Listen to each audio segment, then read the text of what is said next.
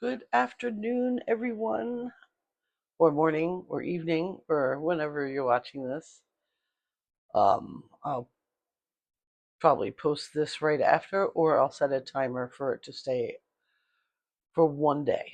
So, anyway, welcome back to the channel. If this is your first time here, I am Tara, and I am a 54-year-old woman that is vlogging my way of eating and pretty much my life. Um, I'm going to stick with what I'm really super comfortable with right now, and that is basically talking head videos. That's what that is. You just see me sit here and talk. As my health journey kind of expands, you'll see more. You'll see me on my vibration plate some days. Right now, I'm not on it, but that's still a talking head video because I don't show you my whole body or do all sorts of weird exercises on it. Um, Yesterday, I noticed that my microphone was in my hairline and it made a lot of noise. I'm sorry about that. But I wanted to talk about something that had to do with yesterday. Remember, I made the cheeseburger soup and I put a very small amount of chopped red onion raw and some chopped pickle on top of my soup, and I swore I had a reaction to that. Well, I had to put it to the test because it could have just been me, whatever. And today I heated up what was left and I forego. There you go. The garnishes. Now, I'm sure it was the onion and not the pickle. Why, I'm not sure, but I can't tell you which one it was because I left both out and just had the soup with cheese on it. And no reaction at all. It was just a delicious, savory meat soup. Um, why did I insist on putting those for a garnish? Well, first of all, I guess because even outside of French onion soup, I just always expect soup to be super chunky with lots of stuff. And even though I used almost 2 pounds of meat in my soup, it was still not enough meat. Like I would have had so much more. So today, because I had not put up all that roast that I had made up into the freezer yet, I said, let me get that out and get that chopped up. I put it in 100-gram baggies, like about 100 grams. So there'd be like a side that I could put with a meal or whatever. Um, the heck. So I chopped some of that up and put it in there. That was excellent. That's awesome. Um, I think if I do a roast again, I will do it like a soup. So yeah, that was pretty cool. And I had that, and everything was fine. Um, I didn't feel off at all. I did take a nap, but it wasn't a murder nap. Actually, I had a really good nap, excellent dreams, and I almost wish I hadn't woke up for a while because I was having a lot of fun. And I was replanting plants. And as I started to come to, I realized you don't have all those plants. Like I thought I was going to get up and get to it, you know. I don't have all those plants to do. So, but that's okay. Whatever. Um, I wanted to talk about kefir. So yesterday I did a batch of kefir. You know, I don't know if you can see. Oh, it's totally hard. It's a lot of separation. Okay, this has already been strained to the kefir grains. You can see the whey on top. I'm hoping you can kind of see it. This morning, the whole bottom, this whole part, was all whey, and the rest was kefir. My last batch of kefir was very not thick, and I didn't like it. It's not like it was bad. Certainly, there's nothing wrong with it as far as can it make you sick or something. No. I got in touch with the lady that from Between the Trees Farm in, I believe that's considered Lowell, Vermont. Uh, she had hooked me up with the kefir grains, and I'm like, dude, something's changed. So, did I hurt my kefir? I talk to my kefir. I treat them very nice. I think they're wonderful. I love them. Like they're my little buddies, helping me get healthy. Um, so we discussed it quite a bit. She was like, "Well, tell me exactly what you're doing," because at first I was doing a 36 to 48 hour fermentation cycle. She was like, at first she does a 24-hour. She says too long. That's too long. You're gonna sour your milk. And I was like, I kind of wanted to taste kind of sour. Isn't that like the thing? And so I brought it back to a 24-hour cycle. And there's a couple things that went wrong there. So the weather has improved a little bit outside. So the windows are open. The heat is off. Like right now, I'm chilly. I actually have a little bit of prickly bumpity bumps. She said basically it's too cold. So you got to find another location in your house that you can um, ferment for. And she's like, I was explaining the taste, and she's like, so it's just unpleasant, but not necessarily. It doesn't smell bad. I'm like, no, it doesn't even feel like there's kefir in it. It feels like I'm drinking milk. And milk on its own, that's just not for me. But I guess I haven't had actual glass of milk. I probably could because I have some raw milk left and just have a glass of it and taste the difference there. It just it's so bland and in an unpleasant way. And I like my kefir to have bite. So she said, well, take out the one that's got the whey in it like that and taste it. So the reason why it's not all at the bottom was because I poured some out and it was like yogurt. Like regular yogurt, not Greek. Greek is like an ice cream. And I'm like, whoa. And it was good. It wasn't quite as bitey as I'd like it to be, but the consistency was what I liked.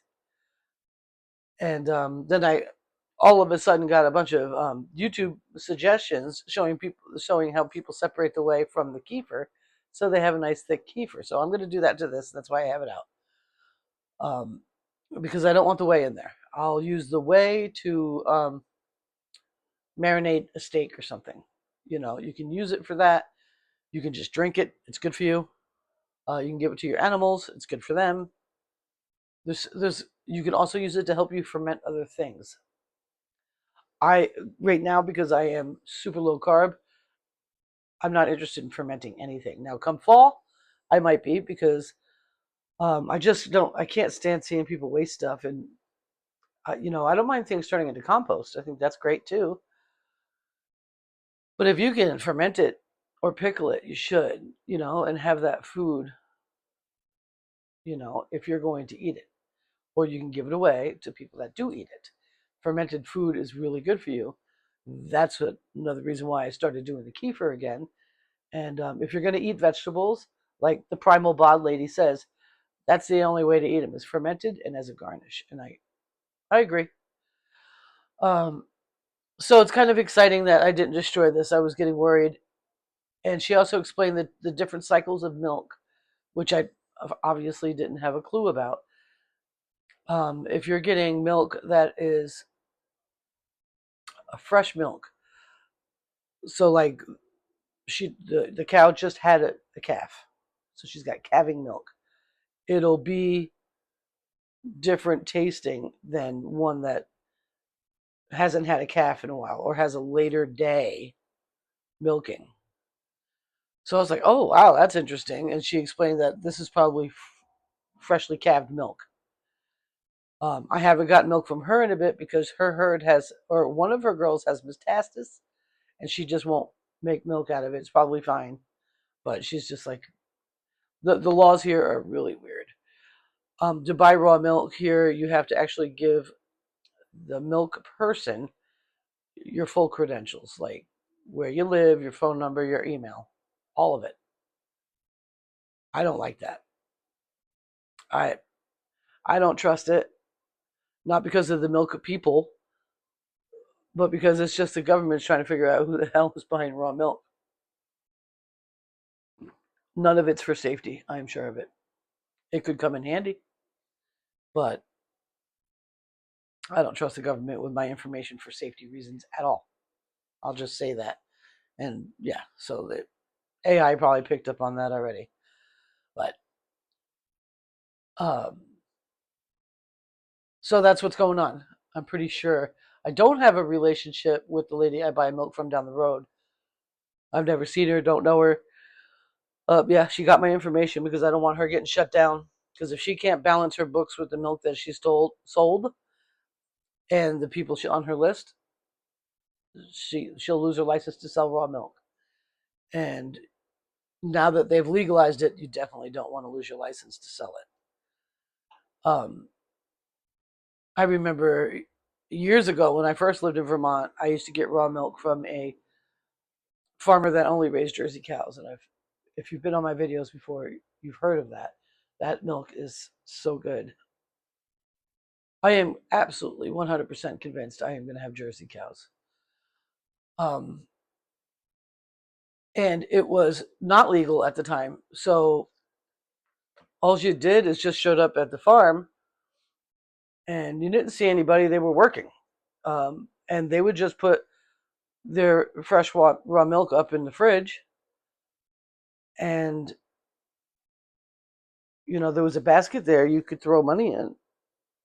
And all that the person wanted was you to write down what you took. So she could level her books out. But that was all, black market Jersey milk. So good. And I'm at the point where it's like, shut up, government, go away. Because if you really cared about how good people were living, like recently, RFK, I'm sorry, I think he just either made this a thing or brought it forward that doctors will now be compensated for getting people off of medications. And although I think that is the heart is good there. I like RFK an awful lot. It shouldn't be there at all. A doctor should not be given a bonus for prescribing something or giving an inoculation. And they should not, like that bonus program should be gone. That's bullshit. The doctor should be here. There should be a doctor to try to make people healthy. Period. And it's quite obvious in the way that the State of the Union is going that that's not the case at all. It's very rare that you'll see an honorable doctor come forward and say a ketogenic diet is a better diet. Go carnivore. Da, da, da. Those things that are real, they're just really hard. Like there are people that go to their doctors that are carnivore or keto, and they get from their doctors like, so then what's wrong with you? If you've been a doctor, then why aren't you doing any research on what an actual human diet is supposed to look like? And if the ketogenic diet has been known as the healing diet in the medical field for a long time, in definite concerns when it comes to people that have seizures, then why aren't you encouraging that? Like I said yesterday, my ex is a type 1 diabetic, and he was a firm believer that he had to have carbs, that he had to have them because he was diabetic, that he couldn't go keto because he was diabetic, because I was keto at the time. Who the hell do you think told him that? I'll wait.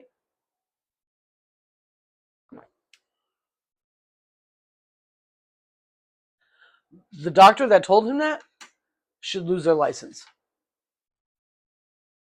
I can't imagine what that kid's life would be, or that guy, or whatever you want to call him. His life would have been like if he lived a ketogenic lifestyle. Granted, he's a narcissist clinically. I am sure of it. So he has arrested development in his brain and his frontal cortex. I get it.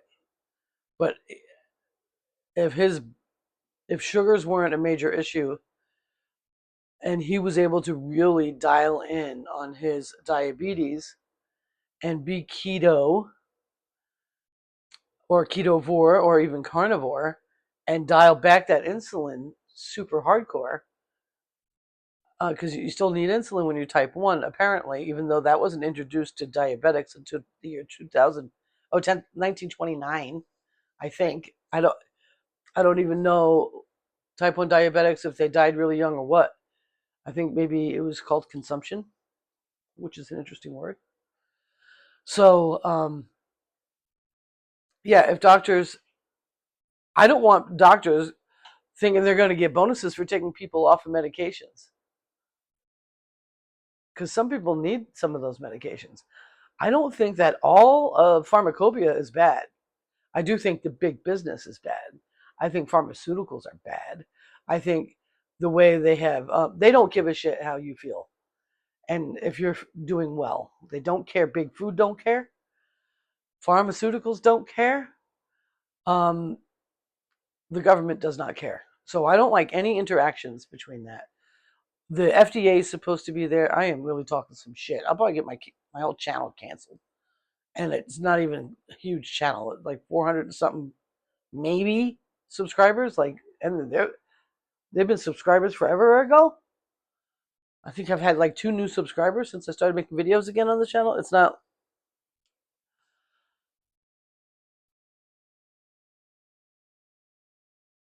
I just don't think that when we look at what they're doing with all things. So you remember, I don't know, 5, 10 years ago, they were talking about how you had to reuse and recycle, and you know, they wanted to bring in electric cars, and they wanted to change you out from incandescent light bulbs to LEDs to save the world, reduce electric costs, because the electric plants, they all run off of fossil fuels. They didn't tell us that then, but we now know, right? I hope. All those things that we actually made laws. I remember just before I moved out of Maine, before I moved to Florida, what was that? Almost 20 years ago. They would fine you, dude, if your garbage was in the wrong color. They would go through your garbage to see if you put something that was recyclable into your regular garbage. That was then. Um, wasn't quite 30 years ago. That was maybe 2003. So 20 years ago. That all that shit's bullshit. Even the recycling thing's a scam. What?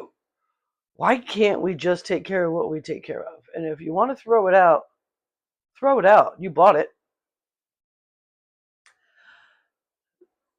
And now we have the issue of solar farms and data centers and all that stuff is far more poisonous to the earth than the nuclear family or a field of cows. They don't care, and they should not be regulating any of it at all. No, thank you. No, thank you. Oh, I could go on and on about this. I don't know if I should. There's a gentleman that I watch. I recently found since I've gone carnivore, and I subscribed to the channel because I thought it was pretty cool. And I'm just like kind of freaked out by some of the shit. Like, what do you mean? You keep a credit card just in case. In case of what? In case you want to buy something you can't afford?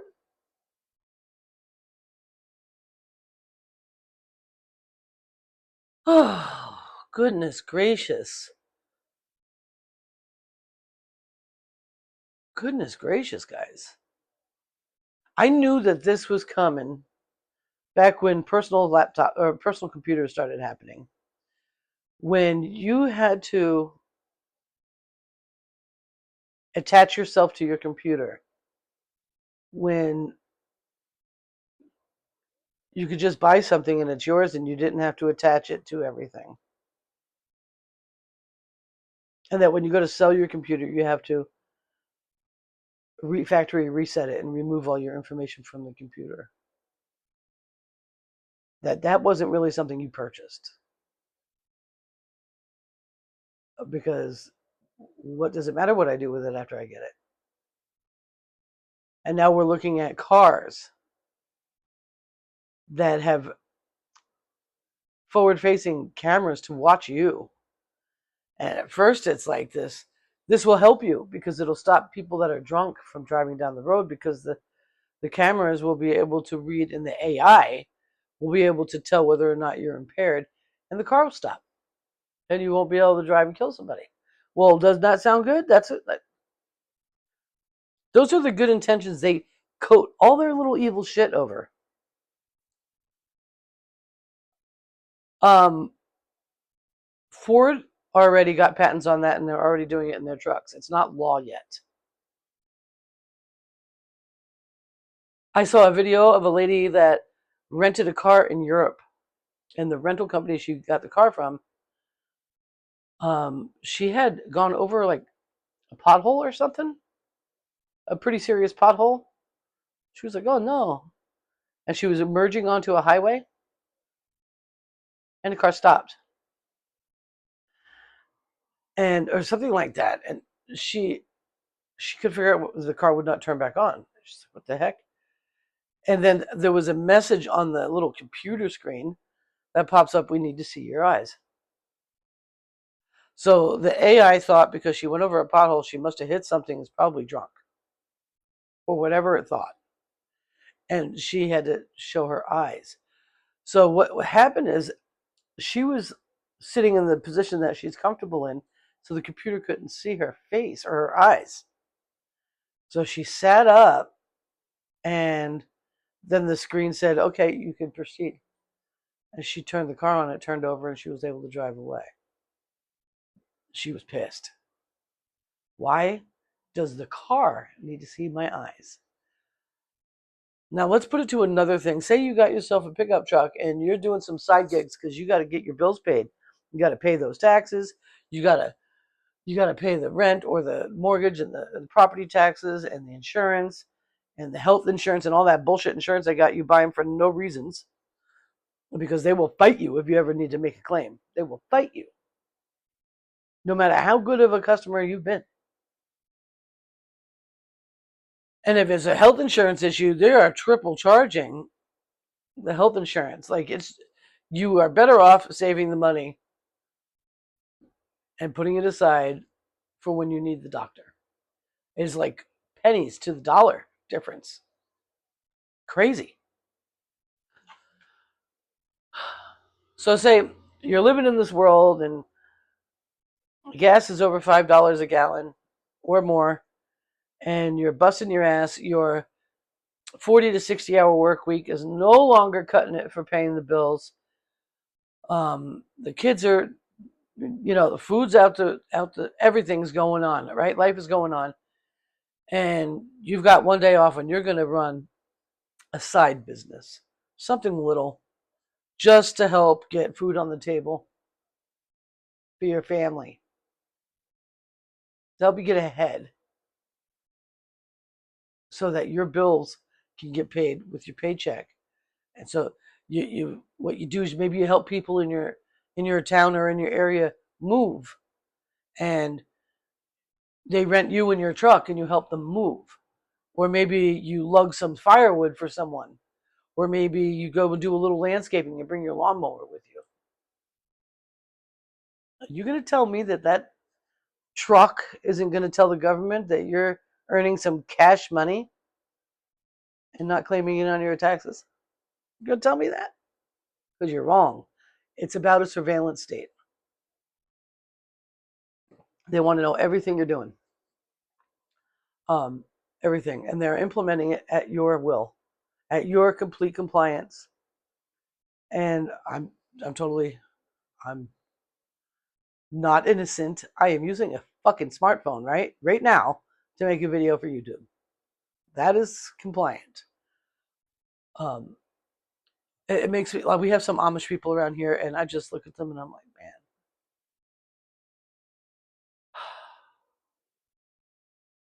how do you separate yourself the way they did?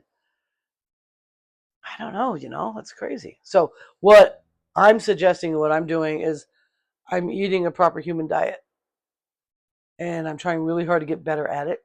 I'm brand new at it, and kefir is one of the things, and I wanted to show you that in case you've been experimenting with kefir and maybe discovered that you had some separation. It might freak you out.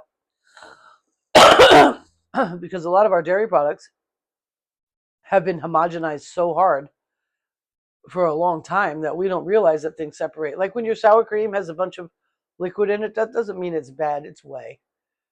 But we've been so conditioned to believe in fake food from a long time ago. that we don't understand this. It's okay. And I understand that. And I still got worried and got in touch with my friend that has given me the kefir grains. And I'm like, holy shit, even I. And no matter how much I improve, I'll probably be akin to some of those kind of things that'll freak me out. Because that's how, I mean, in the olden times, milk used to be brought to your house warm, and it was capped with milk fat, and that's how it stayed in. They put a little cap on it, but that did, like. And the American housewife no longer liked having the separation. They thought it was unappealing, and so homogenization started, and that's just like a high heat, crazy thing to mix all the things together, and it's not how it's supposed to be. So, like the raw milk I get from down the road, you can see the milk fat kind of sticks to the sides of the container. It doesn't sit up top like I'd like to see it, like it would on a Jersey cow. So, like if this was Jersey raw milk, it's not. It's kefir. My cream cap would be that whole neck, and the rest would be milk. So from here up would be cream. So good. So, like even this right now sitting here, cream's supposed to rise to the top, and all of my cream is not at the top. My whey is at the top. So I'm going to play with it and try to get all the whey out of it and use it for a marinade or give it to the puppy.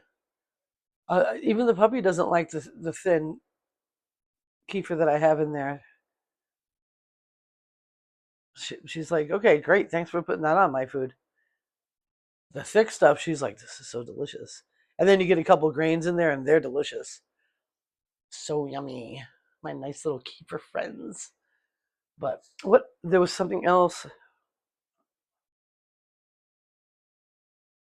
Oh, well, I talked to her today, and then she's been doing some social media for her farm because she has a farm stand. She has heritage cows. Um, she just opened her farm stand, I think, yesterday. She's nice. Like I like her, and she decided to get healthy because everybody was getting sick, and so I would say she's. I'm not exactly sure what her eating style is. I think it's a meat-based diet rather than a plant-based diet. Like she's not anti-carb, but she eats meat. Okay, I don't know how to explain. Is that making sense? I don't think she's eating anything processed because I just saw this video with Dr. Chaffee today, and like Americans don't even realize how much vegetables they're eating actually. Like just think of like cheeseburger and French fries. That burger patty is the only part of that entire meal that's good for you, and everything else is based out of vegetables and seeds. Crazy. So she's not eating a processed.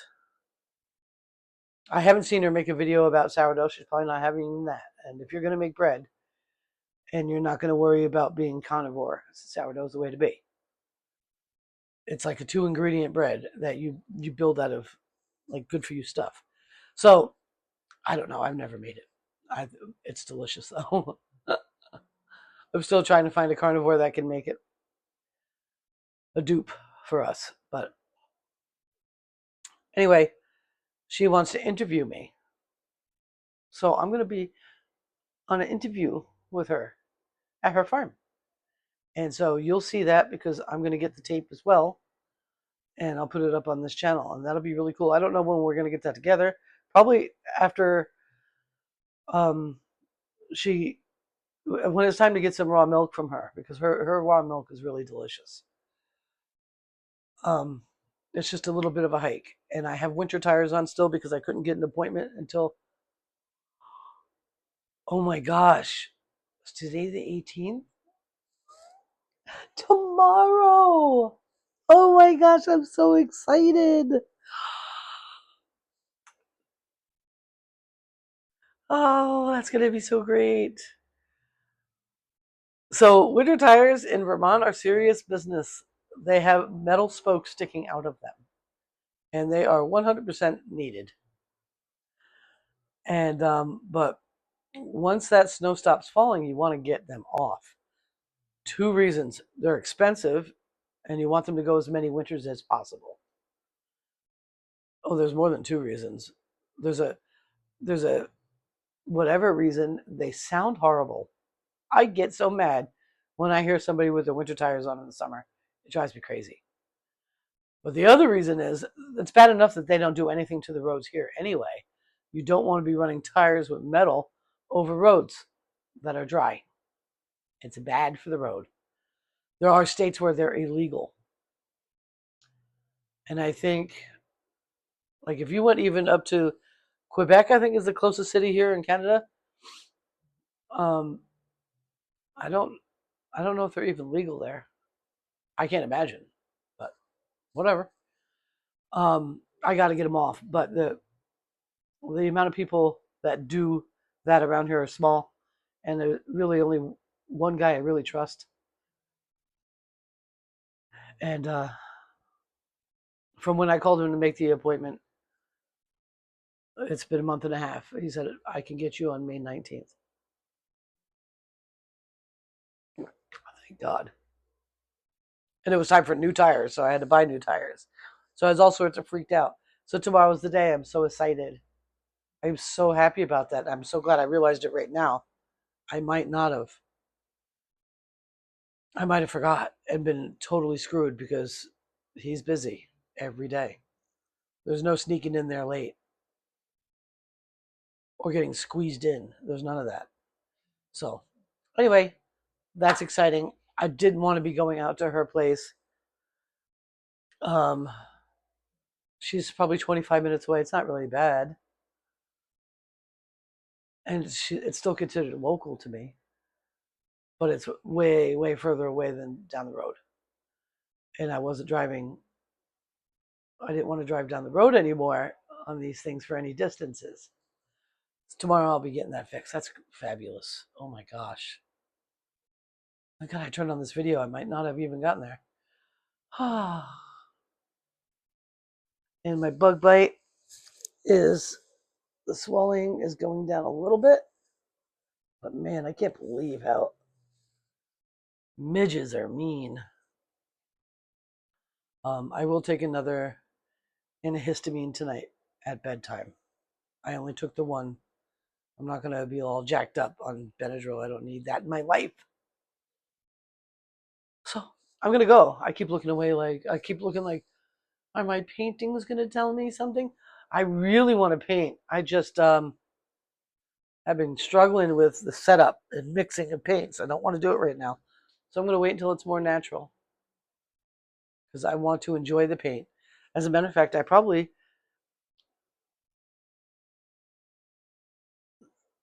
one of the problems I've been having, and it's kind of silly, is when I painted every day or often, I painted more than one painting a day. So if I painted 3 days out of the 7-day week, I painted 9 paintings. And I don't have dry space for multiple canvases. I don't have the patience to make just this much mixed paint. I got to get my head around that. The future is good. The future is good. Last night I dreamt about being on a small homestead with goats and sheep, Jersey cows, and guinea hens, and it was pretty nice. So felt real. So it was just part of the world that God wants me to open my eyes up to. So who knows where I'm going with this. I'm going to make another cup of coffee. I'm going to look at my calendar, make sure I've got that all set up. Set an alarm for tomorrow at 9 a.m. Like, get out of the house because my appointment's at 10. And I'm stoked. I want to thank you so much for hanging out with me. I love you long time.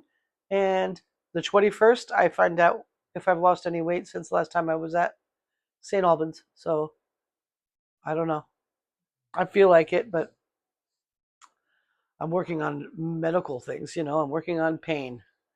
And it generally will not let you lose the weight until you've worked on those things, or vice versa, or whatever. Blah, blah, blah. I'm looking forward to the interview with Between the Trees Farm in Lowell, Vermont. Check them out on Facebook. And I got to go fix my Kefir, check my schedule, and get on with it. I want to thank you so much. I'll see you the next time. Bye.